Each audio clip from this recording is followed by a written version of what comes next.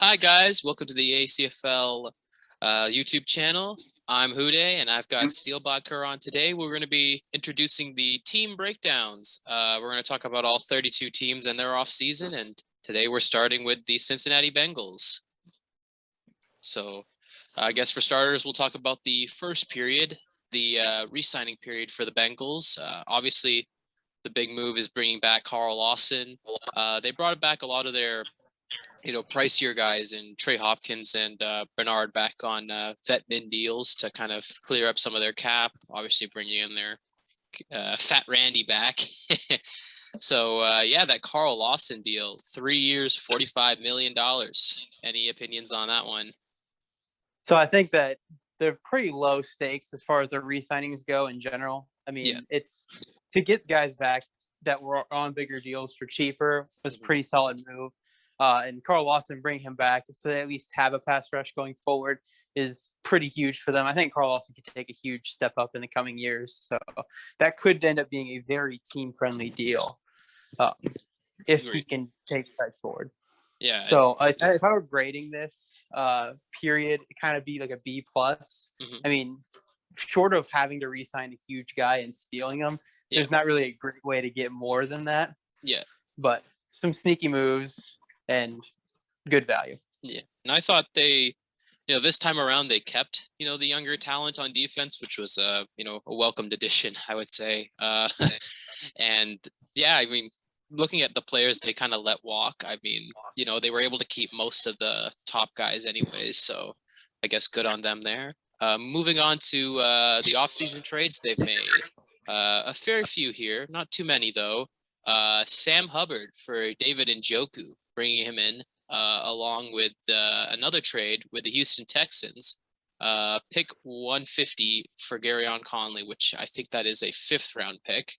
Another trade retained with $1.5 million. They sent Josh Tuapu for Solomon Thomas in a sign-in trade with the San Francisco 49ers. And another sign-in trade, the big one, William Jackson III is sent to the Green Bay Packers for pick 29.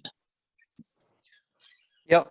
So I would say that based off of like how their offseason ended up, we'll talk about that later. Yeah. There's basically 3 trades that I don't understand as much. Yeah. And 1 trade that's a huge win. Like the other ones are low impact. I don't think Garyon Conley compared to what they could have gotten in free agency or even signing him in free agency, because I think he was a sign and trade guy too. Yeah. So for 150, like it's not killing you to lose 150, but you could have gotten a player on his level to play the slot, I'm guessing is what he's doing. And you could have kept that pick to potentially take a slot guy even too. So there is that. And then Solomon Thomas is whatever. You had to pay 1.5 to get rid of that guy. I don't know of Tuopu's contract if he was going to be a cap casualty, but even if he was, cut him. And then Njoku, this trade was good at the time. It's like, oh yeah, hey, Njoku. They don't have any tight ends. But then you go into the draft, and I think the draft and the whole offseason kind of hurts it.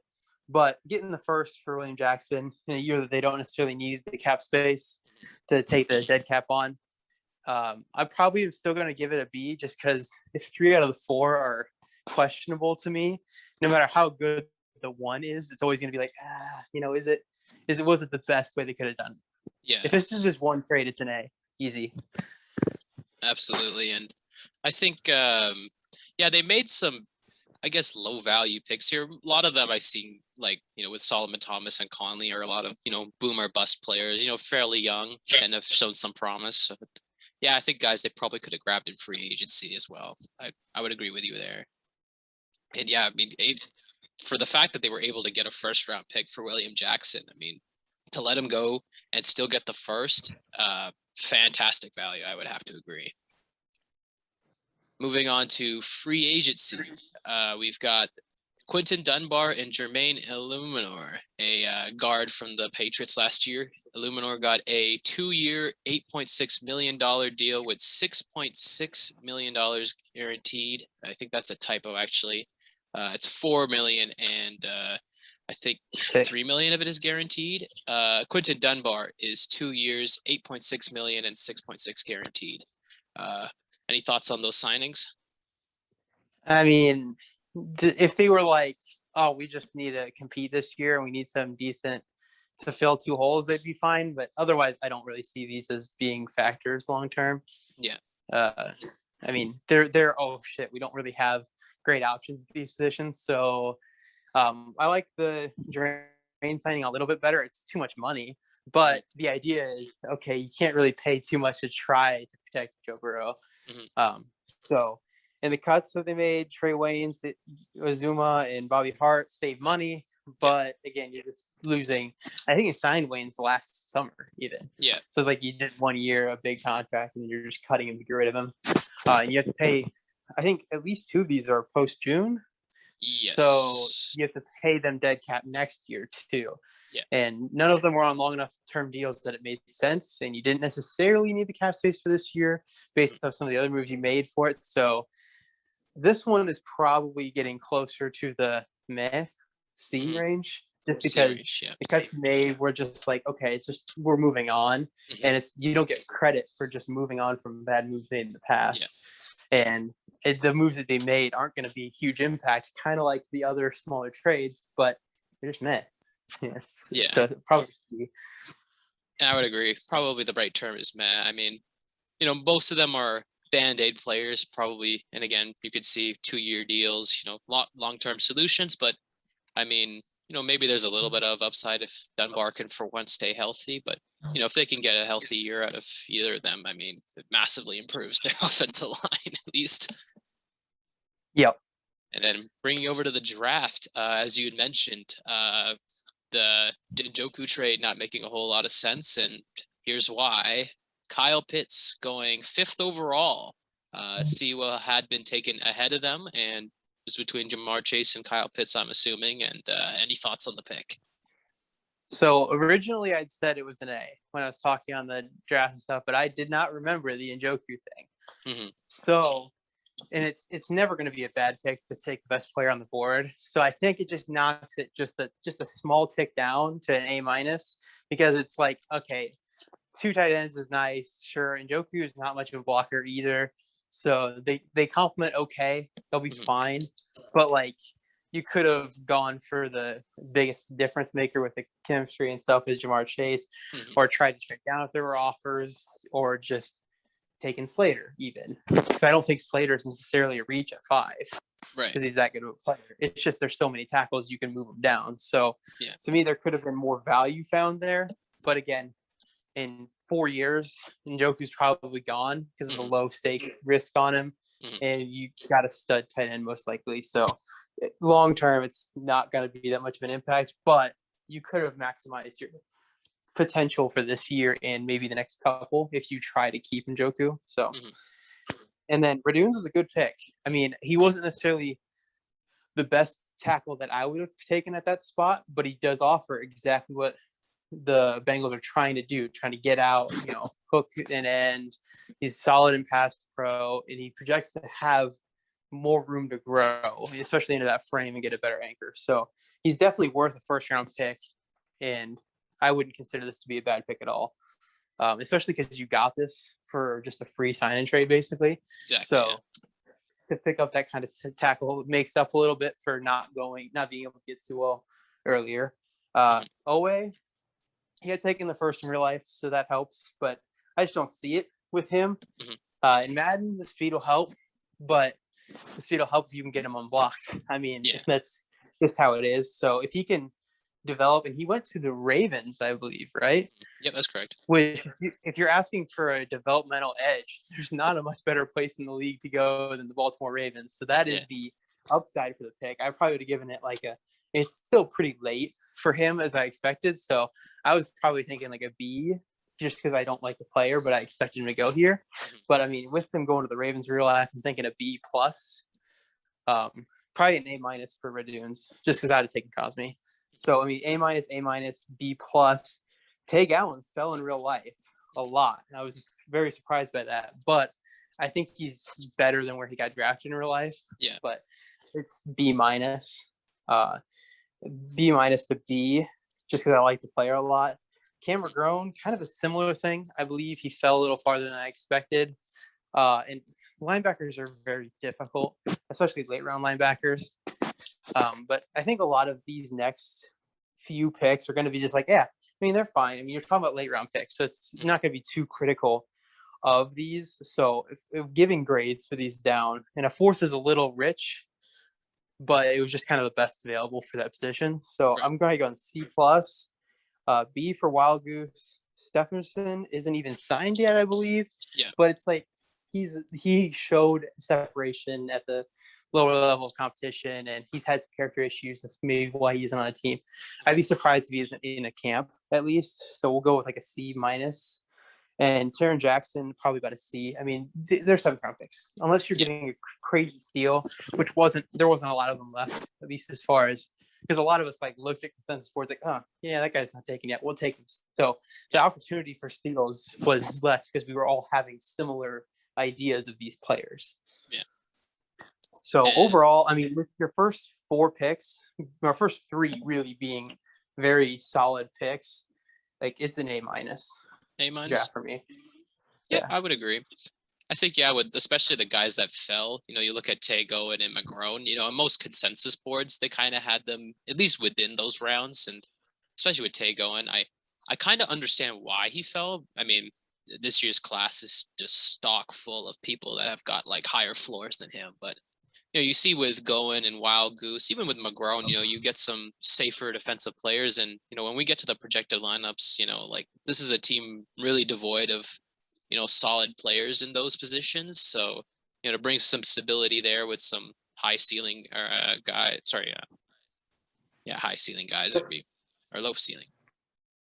Yeah, I agree. I think that there's a little bit of this. You just have to trust with what you were thinking beforehand. Like there's some element of like, this guy got taken 4 rounds before I would have considered him. Okay, I missed something, or we're not experts on this, but I'd say the falls for a couple of these guys, you can be like, there's always a guesswork at the end of these rounds with these guys, and that the difference in hit rate between a 5th and a 7th rounder, or a 4th and a 5th rounder, isn't significant. Yeah. And most of their guys ended up going to good spots. Berdunes, Titans, Wayo, we mentioned, went to the Ravens. I know McGrone went to the Pats, which should be a good fit for him. I mean, Which is a very good fit too. Yeah, yep. I mean, they just churn out linebackers all the time. So brilliant fit fair. And I think, I would agree. I guess A minus, just simply because, I mean, it's hard to dispute the first 3 picks were, of good value. I would agree. We actually were able to get a statement from the Bengals front office here. The team owner gave us a quote here on their offseason. Says that we are more than pleased with the results of our draft. To get Kyle Pitts, somebody who we had our eyes on for a while, was just fantastic. But it's not just him. All of our picks this year, and credit to Bryce, their Bengal scout, we had an outstanding draft with great value, and we believe all 7 rounds. Beyond that, we feel we had a good offseason, bringing in Garyon, Tay, Quinn into our cornerback room gives us a great depth. Bringing in Ninjoku to add on to Pitts gives us yet another dynamic threat to add on to our core. And we really feel that a healthy year from Jonah with the additions of Jermaine and Dylan, our offensive line will massively improve. All around, great offseason. And, well, we'll evaluate that right now with the final offseason grade for the Bengals. What do you have them at? So I think each individual portion, they didn't do terribly, right? It's like, okay, they did fine. But I think when you piece together all of their pieces they got in the draft and stuff, like their draft graded out well. But it's like, you didn't do what a lot of people would have perceived to be the thing you needed to, as well as you maybe could have. I think there was a great potential for some of these guards that could have fallen into the third, late second, early third, that if you could have gotten one of them to short the middle of your, or, drafted one of the centers that was still there, like minors or something, if you could have, especially instead of that Owe pick, who isn't necessarily good, bad value at all. It's just, I think there could have been more of a focus on keeping Burrow upright and giving him weapons. So even though I think if you averaged out all mine, you're probably sitting at a B plus. If I had to guess, I'm probably going to knock it down to like a B and like borderline B minus. Like, it's just, you did fine. There wasn't anything that's like, what the fuck's going on in Cincinnati?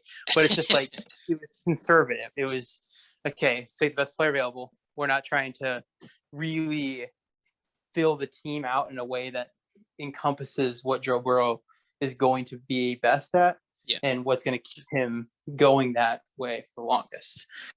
And then the defense, it just feels like, it feels a little disjointed. It's just like, okay, we're adding random pieces here, and there's not like we're going to try to have this identity on defense. I don't know if we're looking at their lineup.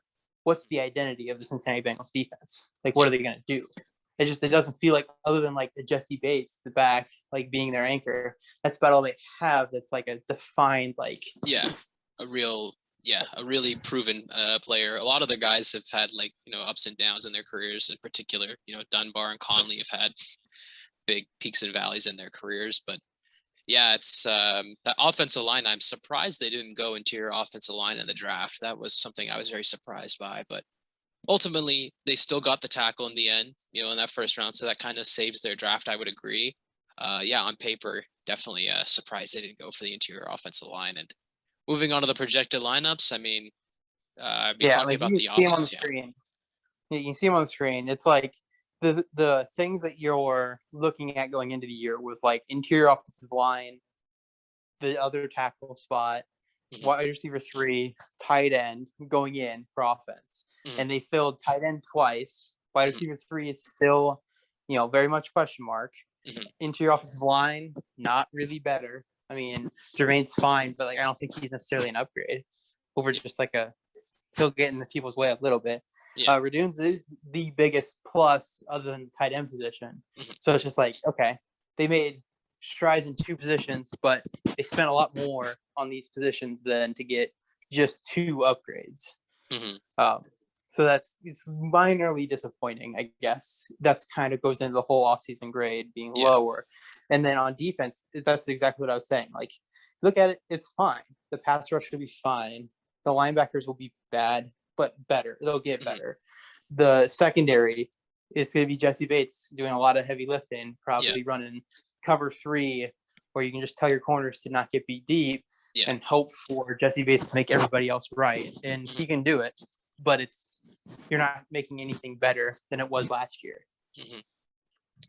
And it remains to see what what role Kyle Pitts is going to have in that offense, whether he actually, moves into wide receiver 3 and that brings in Njoku. I mean, I'm sure there's going to be a lot of experimentation out there. On the defense, they're going, I'm guessing, man-to-man here, going with Dunbar and Conley and free agency. So, I mean, it's all right, but I couldn't agree with you more. The linebacking core there is incredibly weak, that's a lot of draft capital there. It's all unproven commodities. So on our scale, we have from 70 to a 75 is like average for the entirety of your offensive group or defensive group. From 75 to 80 is good, and anything from 80 to 85 is like elite, like really great. Anything sub 70 is like terrible. So any numbers you want to throw out for offense and defense? So if I was like rating offense, I'll go by group. Like Burrow is trying to approach that, mid 80s. Like he's, if he can take a step forward, probably not quite an 80 if you're saying 80s elite, but like he's in the, 80 range. Mixed in kind of similarly, you get a chance to break out. Tyler Boyd and T. Higgins, Auden Tate. The Auden Tate really brings down the average for this group. So I think instead of looking at a top 15 unit, you're looking at a 15 to 22 unit for receivers. And it's just because Boyd and Higgins aren't true like difference maker alpha types. Like they're just very good wide receivers. So the Kyle Pitts thrown into this mix kind of gives him a chance to have that upside, but he's going to have to develop his tools as an outside receiver if he's going to be playing out there, which I could see happening. O-line, like the low end of competent, like 72, 71. Especially with a rookie right tackle and Jonah just being a question mark. Also, I'm concerned about their depth in general. I don't know who their backup tackle even is. I'm not even sure either. So that's the problem. It's like if there's one injury, then your line is last year worse. So And then on defense, pass rush is like fine, 74, 75. Linebackers are 68 or something. Like it's not great. But there's at least the upside that by the end of the year they can be playing much better. And then secondary carried a lot by Jesse Bates, and Von Bell's pretty solid too. It's like they're gonna push like mid-70s, but it's all because of Bates in the middle. So I mean, overall, you're looking at a team that's in a similar situation going into next year, where maybe I had hoped they would be putting themselves in a position to take a step forward rather than picking in the top 10 again next year. They likely project to be in the top 10. Yeah. Which may have been partially by design, but yeah, you're running out of years with Burrow being cheap. Exactly. Yeah. And you've got 2 more years to go. I've got a statement here coming in from the Bengals, the final statement here of our show about next season and their future plans. So here's the Bengals owner's statement. Our goal was simple: improve not only our quality, but surround our core players with higher quality around them. We want to be competitive as well this year. And that's one thing we really want to grow beyond this year. With the draft we had, even some other transaction we made, we feel we've made significant strides in laying a foundation for success in the near future. Any comments on this statement here from the Bengals? Yeah, this is kind of like what their stated goal was. They're going to try to take a step forward to be competitive. Yeah. Which I guess that makes, it looks like kind of the case here, going, aggressive with Pitts here and pick 5. But yeah. It's just, I don't think they did what they needed to do to put it together for this year. They needed to be more aggressive in free agency as far as acquiring players to fill the holes rather than sitting back and trying to collect assets. Yeah. So they'll be fine long term. But again, this isn't going to be a growth year unless Burrow's amazing, which is certainly possible. But it's like, it's hard to project this team being better than it was last year unless the players on the team, specifically the stars, the top 6 guys you're looking at, are just going to dominate. Which for some it's easier to project that, but still. And yep, that brings our Bengals podcast to an end. Thank you, SteelBadker, for coming on. And the rest of you, look forward to your teams having their chance to have their team breakdowns coming on. I'm WhoDey, and thanks for listening.